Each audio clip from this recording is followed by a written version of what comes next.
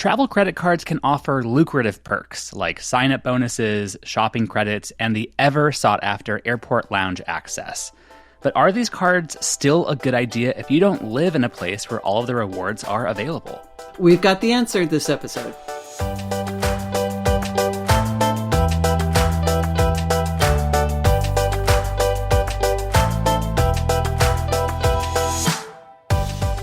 Welcome to NerdWallet's Smart Money Podcast, where you send us your money questions and we answer them with the help of our genius nerds. I'm Sean Piles. And I'm Liz Weston. Listener, send your money questions our way, whether you're wondering how to buy a house right now, or if it's a good time to get an electric vehicle, or maybe you aren't sure how to choose the right travel credit card for your lifestyle. You can leave us a voicemail or text us on the Nerd Hotline at 901-730-6373. That's 901-730-NERD. You can also email us at podcast@nerdwallet.com. This episode, Liz and I answer a listener's question about how to make the most of a travel credit card when you live in a small city. But first, we're going to give you the scoop on the housing market. After 3 years of pandemic-induced wonkiness, there are signs that the housing market is returning to some old patterns. So we're going to talk about that and what it means for you, whether you're hoping to buy or sell a house this year. And joining us for this conversation is another Liz, NerdWallet data writer Liz Renter. Liz recently wrote about these housing market trends for NerdWallet. Welcome back to Smart Money, Liz. Thanks, Sean. I'm happy to be here. Liz, over the past 3 years, we saw the housing market do some pretty wild things. Prices shot up early in the pandemic, the housing inventory shriveled up in some places, and the regular seasonality of when people buy houses went out the window. But now it looks like that's changing. So what are you seeing? Well, it looks like some of that is changing, right? If anybody listening has tried to shop for a home or even watch the news for the past several months, they know that not all of that is changing. Prices are still up and inventory is still down from before the pandemic. But what is normalizing is how those things move throughout the year. So the housing market is very seasonal. It's why we talk about quote unquote home buying season, and if you were to sort of create a line graph with several decades of pricing or inventory information, and each line is a year, most of those lines are going to have the same shape, with the exception of 2020 and 2021. But now we're starting to get that shape back. That seasonality is starting to come back, even though prices and inventory are still very disrupted. So let's talk about what that seasonality looks like across the three main areas of the housing market: home prices, inventory, and sales trends. What should people know? Right. Well, I think first up is price seasonality. So generally speaking, the normal seasonality of prices is that they start low in the beginning of the year. January, February prices are low. They begin climbing in late March. They climb into summer and they most often peak in June. Over the past 10 years, prices have peaked in June in all but 2 years. And those 2 years were 2020 and 2021. Both of those years, they peaked in December. So if you think about that, what that looks like on the line chart that I mentioned would just be an uphill climb. Prices started low in the winter and just continued to climb through the year. And then as you went from 2020 to 2021, they just kept on climbing. So 2022 looked a little bit more normal in that prices started to come down as weather cooled in the fall and we went into winter. 2023, we expect it to be even more quote unquote normal with that seasonal fluctuation. And again, that doesn't mean pre-pandemic prices. Prices are still going to remain high, but they are going to trend downward as we go towards the end of the year a little bit. Well, let's talk about one of the reasons why home prices are so high right now, and that's inventory. Can you give us the scoop on what's happening there? Right. So inventory moves pretty similarly to prices, only maybe not as dramatically. The number of homes on the market starts low at the beginning of the year and it climbs in spring and peaks a little bit later than prices in late summer before it starts coming down slightly in the fall. We know that changed in 2020, but it's interesting. The way that changed compared to prices was a little bit different. So in 2020, inventory was low at the beginning of the year, as it always is at the beginning of the year, but it just kept going lower. So they never really increased as we generally see in the summertime. Now, inventory remains about half of what it was before the pandemic, but 2022 did see more of a recovery in that seasonality where as we hit warmer weather in the summer, the number of listings increased, and 2023 will likely echo this as well. And then the final thing you could talk about would be sales trends or the number of homes that are changing hands. And all of these things, prices, inventory, sales trends, they're all very, very interconnected, right? This is all supply and demand in one form or another. So the sales volume generally follows inventory and pricing. As spring and summer come, we're in home buying season. There's more sales happening as those prices are high, inventory is high, homes are flying off the market. In 2020 and 2021, one thing that was interesting is we had very, very low interest rates. So even though prices were extremely high, demand was still high. People were still buying homes because we had such low rates. That drove higher sales late in the year or later in the year than what would normally happen. Again, 2022 helped normalize this. And we did see some sales trends that more closely resembled a seasonal end to the year. Liz, you mentioned interest rates, and I want to talk about how the rising interest rates have affected the home market and the feasibility of home buying for a lot of people, because right now home ownership is increasingly unaffordable. So how is that playing out in the data you examined? Yeah, so high rates at the end of 2022 helped to weaken that demand that we saw. So as I said, we saw that high demand in spite of high prices because of low rates. Well, that changed as rates went up. Those higher prices became more and more difficult to stomach. So we saw demand drop off in the second half of 2022. The way we're seeing that impact things now is people are realizing that higher rates are going to be here a while. And so they're tiptoeing back onto the market and demand has picked back up in 2023. But high rates also mean that inventory stays depressed. So current owners are less likely to put their homes on the market because it means giving up their current low rate mortgage and signing up for a higher rate one on their next house. Yeah, my friends and I who have those lower rate mortgages joke that we are in our starter homes, which are also our forever homes, because we don't want to have a higher interest rate. And one thing that I found that really stood out to me is that according to a June report from Redfin, 62% of homeowners have a mortgage rate below 4%. And folks would be really hard pressed to find such a low rate on a mortgage today. Yeah, Sean, I don't like using absolutes and very much, but it would probably be pretty close to impossible to find a rate that low today. Yeah.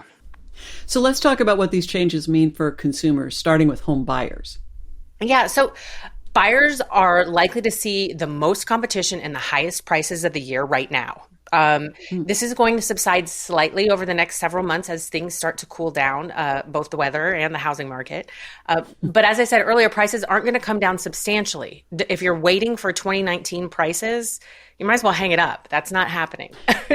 But if you want just a slight decline in prices, you might see it as we get closer to the end of the year. There's always a trade-off with that, though, because as we get towards the end of the year in a traditional home buying season, we're also going to see less inventory. So inventory is already constrained. If you hold out for a slightly lower price come November or December, there's going to be even fewer homes to choose from. And as we talked about, rates are going to remain high. Don't hold your breath for lower rates by the end of this year. Okay. And what should those hoping to sell a house this year keep in mind? Well, as we said, it's hard to give up that low mortgage rate. But if you are really motivated to get out of your current home, there are some sort of perks or some things working in sellers' favors right now. Well, for one, it is still largely a seller's market. It's benefiting the seller. The problem becomes when you're a buyer, right? You sell the house, now you have to buy again.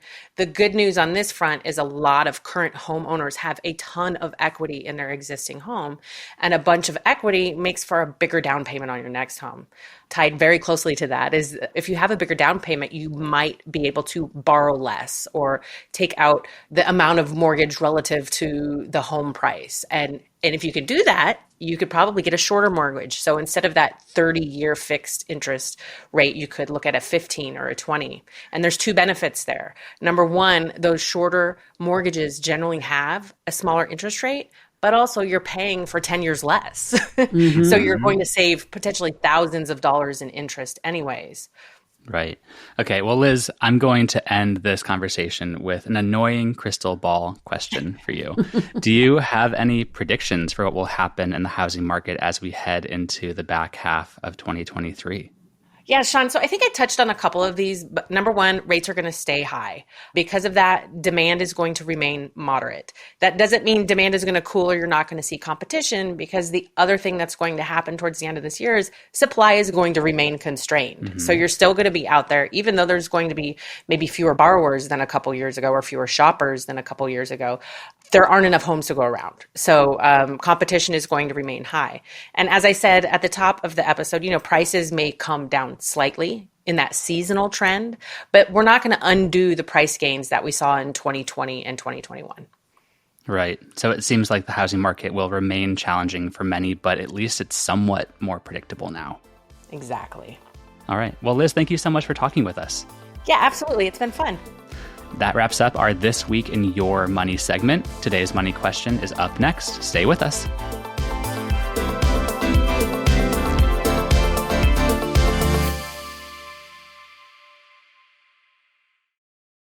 This episode's money question comes from Ian, who left us a voicemail. Here it is. Hi, my name is Ian. I'm calling about airline points when you don't live in a large city. So my experience here is I grew up in Milwaukee, which is a beautiful place to live. However, its airport is dwarfed in comparison to the 90-minute ride to O'Hare for cheaper flights and more flights. And I'm in the same scenario now where I live with my wife in Nebraska. Omaha is great, but it only has about 20 gates. So what I'm saying is, how do I maximize the programs for airlines, knowing that, most of the airports that I start at or connect from might not have a lounge, might not have all the fancy features? Thank you for your advice. I look forward to seeing how we can change our rewards, and I really enjoy the podcast. Thank you. Goodbye. To help us answer Ian's question on this episode of the podcast, we're joined by travel nerd Sam Kemmis. Welcome back to Smart Money, Sam. Thank you so much. Great to be here. Sam, our listener is in an interesting situation where they want to take advantage of the fun perks that you can get with these fancy travel credit cards like lounge access and other amenities. But their primary airport is a small one that might not have all the bells and whistles that we coastal elites are accustomed to. So, Sam, the question is essentially, how can you make the most of a travel credit card's perks if they aren't accessible where you live?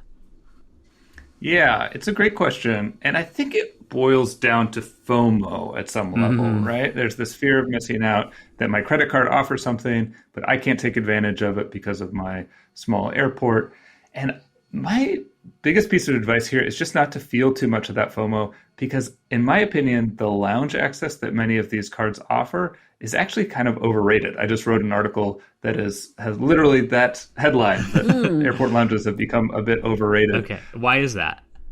Well, there's a few things. One is that they have become increasingly popular because everyone wants them, right? And a lot more people have these credit cards that offer them. So they're just a little harder to get into.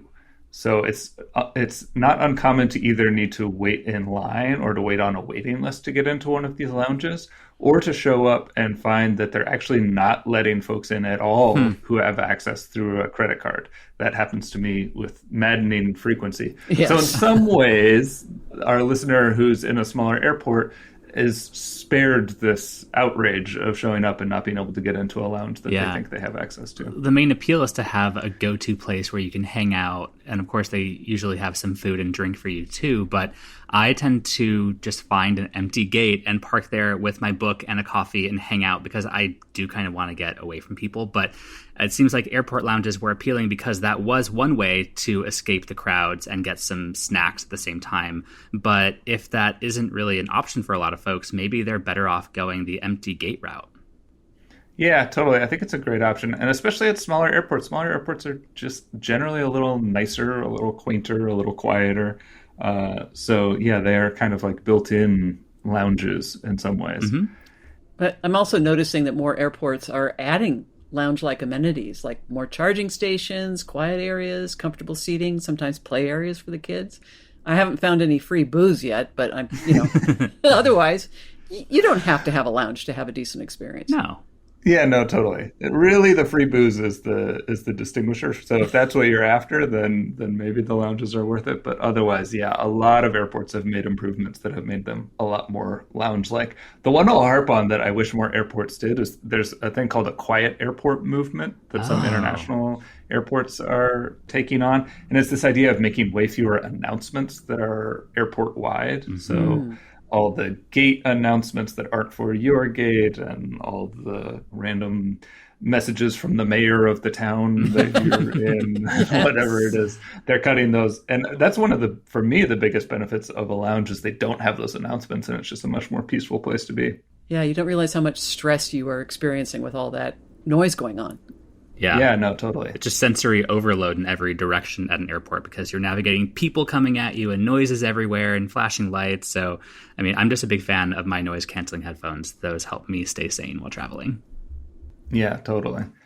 And, another thing to point out with these cards is that the lounge access is one benefit that they offer, but there are tons more that have more tangible benefits in some ways. There's the points and miles that they offer, which can be used directly or they can be transferred to partners. There's sometimes travel credits, especially on these premium cards that offer lounge access. So you can use those for airline fees or things like global entry and TSA PreCheck. There's trip protection, car insurance coverage, and then some have all sorts of other statement credits for like wireless services, streaming services, ride shares, department stores, sometimes $50 at Saks Fifth Avenue and that sort of thing. So there's really a lot of benefits beyond the lounge access that I would encourage our listener to pay attention to. That makes me wonder what type of card our listener is using and whether they'll be able to use all the benefits that the card offers, because I will say I've never been to Omaha, Nebraska, but I'm not sure if they have a Saks Fifth Avenue. So they might want to make sure that they have a credit card that they are actually able to use to its full extent, given where they are. And that might mean not getting the most premium, flashy travel credit card, but one that is more general, all-purpose, that they're still getting some good points and miles from. So what about the idea of driving to a larger city that has a bigger airport, maybe one with airport lounges? In Ian's case, that would probably mean driving to Kansas City, Missouri, which is like a 2-hour and 45-minute drive. Is it worth it? It's hard to say for sure, right? I just interviewed this economics professor who said something really nerdy that I love, which is that you should know your own utility function when you're traveling. I like that. Right? And that's basically just to know what do you care about and what do you not care about. If you're short and you don't care about legroom, well, you probably shouldn't pay for extra legroom. If you don't mind driving, then maybe a 2-hour and 45-minute drive is a great way to catch up on some podcasts like this one. Very good. If you're like me or many other people, I wouldn't drive 2 hours and 45 minutes out of my way to go to the Kansas City airport, no matter how much free booze they're offering at the lounges. Yeah. But what about, some of the bigger airports may have less expensive flights. So that could be a draw for someone to make that trek.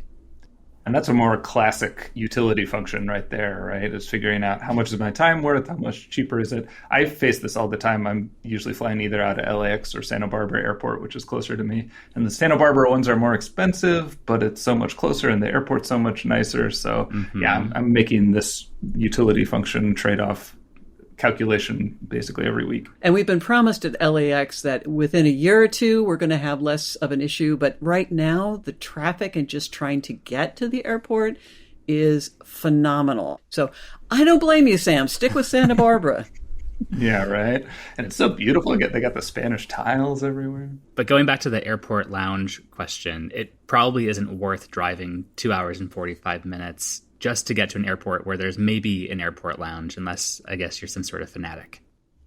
Unless you really love those tiny cubes of cheese that they often have at airport lounges, and that's what you're in it for, it's probably not worth the drive. And you don't even know if you're going to get in when you show up. Right? Yeah. Well, Sam, you grew up in a pretty small town, right? So assuming that you were a diehard nerd from a very young age, how did you navigate this situation growing up? I'm from a small town, Missoula, Montana. I can't say I was a frequent traveler from a young age, but my dad was, and he flew a lot, and he was loyal to Delta. And what that meant was that he could only take 2 flights per day. He was either going to Salt Lake at this time or Salt Lake at the other time. And so that's definitely a big trade-off for people who are at smaller airports, is whether it's worth maintaining airline loyalty, because it just limits your options so much. It might make sense to be loyal to a couple airlines, have kind of a polyamorous situation there. Personally, I really love small airports, in part because it reduces some of those choices that you have to make, right? Like if you're flying from Missoula to Seattle, there's one flight and that's the one you're going to take. Yeah. And they're just so much, like we said, they're so much easier to navigate, to park at, all of that sort of thing. Yeah. And smaller airports can also have a lot of unique charm to them. Like people in the LA area will just rave about the Burbank airport, right, Liz? Well, I don't know that I'd call Burbank charming, but it's definitely smaller. The TSA is much better. You know which one is charming is Long Beach. It actually is a pleasure to go there. They've kind of kept that retro thing with a modern update, and they just did a beautiful job with that. Palm Springs also has a very charming airport. Oh, yeah. Very good, yes. Our colleague Sally French covered a lot of these little charming airports in a recent column, so we'll link to that too. All right. I think it's all relative when it comes to people in the LA area, that everything is charming compared to LAX. Our standards are so low, yes. Yeah. But it is getting better. It is. They're doing the people mover thing, and they're going to have transit finally hooking up with the actual airport instead of abandoning you, miles away. So it is getting better. It's just been a long haul and a lot of construction. You just got to be patient for it. So, Sam, Ian's question is also just a good opportunity to talk about travel tips in smaller cities in general. So, what are your thoughts on making the most of small cities, whether you're traveling to one or you happen to live in one? Yeah, great question. One big one is to always check award flights when you're going to a small airport or out of a small airport, because some programs base the cost when using miles on distance.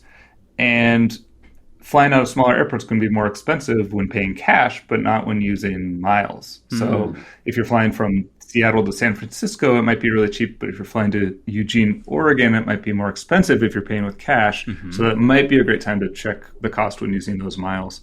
And then I already touched on this, but choosing your allegiance wisely. If there are only a few airlines operating, it might not make a ton of sense to be loyal to one, since it will reduce your options.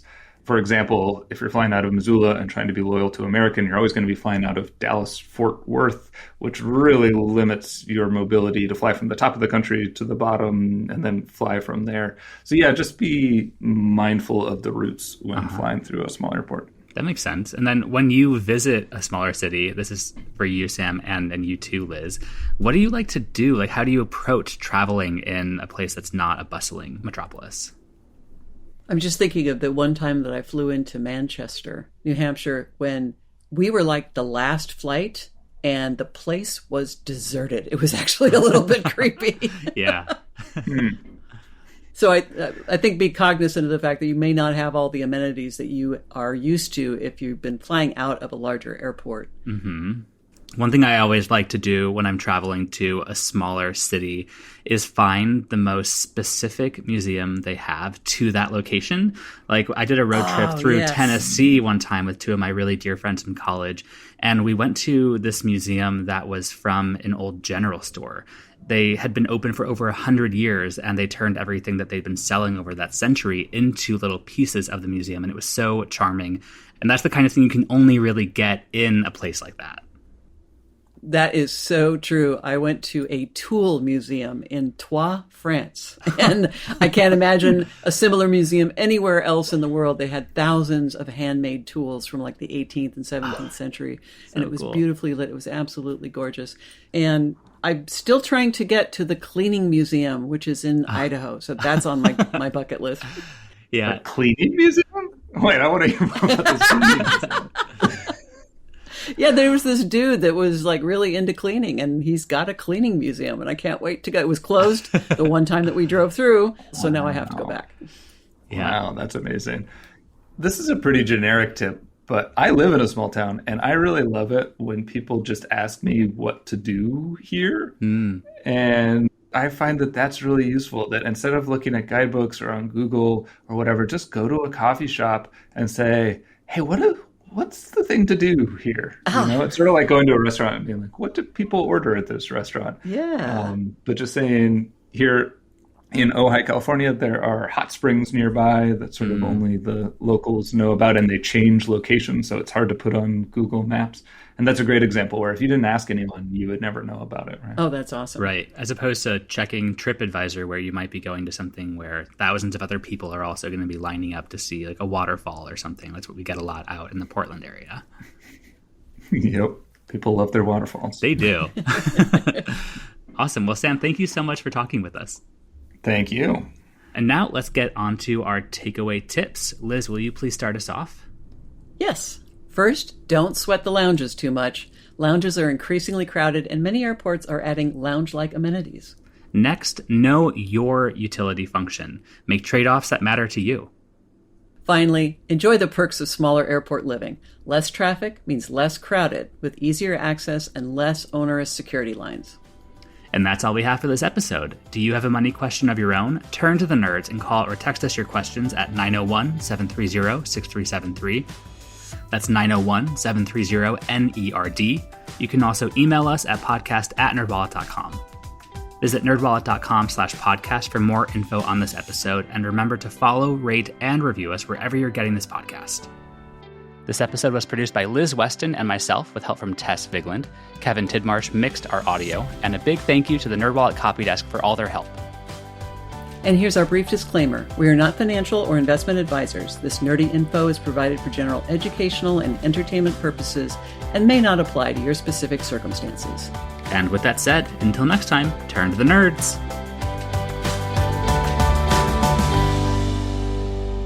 Thanks for listening to Smart Money on YouTube. If you have any questions about the housing market or how to make the most of your travel credit card, leave us a comment.